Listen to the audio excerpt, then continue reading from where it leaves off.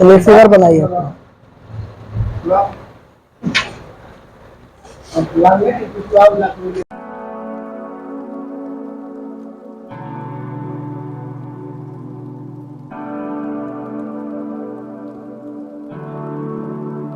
नियम के अनुसार, इस नियम के अनुसार किसी बंद परिपथ में से,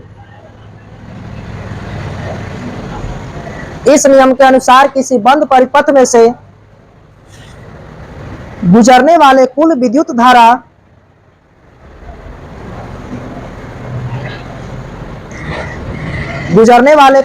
धारा तथा प्रतिरोध का गुणनफल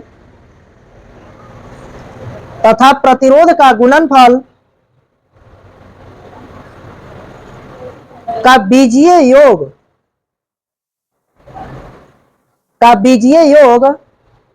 उसमें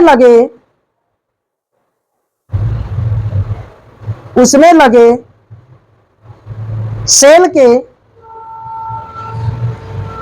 कुल विद्युत वाहक बल के बराबर होता है। उसमें लगे सेल के कुल विद्युत वाहक बल के बराबर होता है।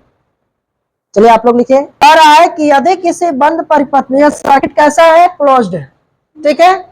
यदि किसी बंद परिपथ में प्रवाहित होने वाले धारा I हो और इस बंद परिपथ का प्रतिरोध यदि R1, R2 और R3 हो, ठीक है, और दो धारा का दिशा हम देख रहे हैं कि I1 का डायरेक्शन और I2 का डायरेक्शन एक ओर है और I3 का इसके ऑपोजिट है, तो जो धारा विपरीत दिशा में रहेगा वह क्या होगा, इसमें से माइनस में रहेगा।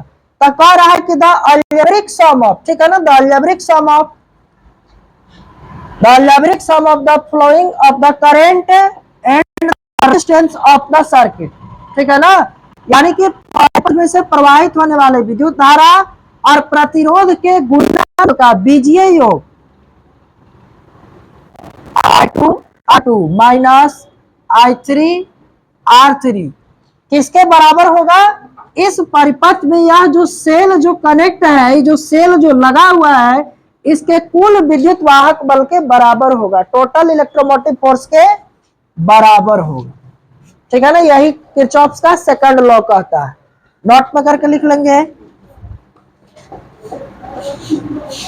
यदि सेल ना हो तो, if cell is not present, ठीक है ना, यदि सेल क्या हो, इसमें नहीं लगा हो, नॉट प्रेजेंट या नॉट कनेक्टेड, ठीक है, यदि सेल इसमें नहीं लगा हुआ हो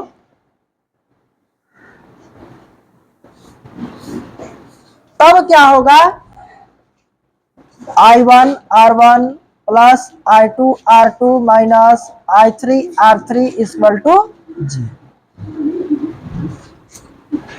यही था किरचॉफ का दूसरा नियम।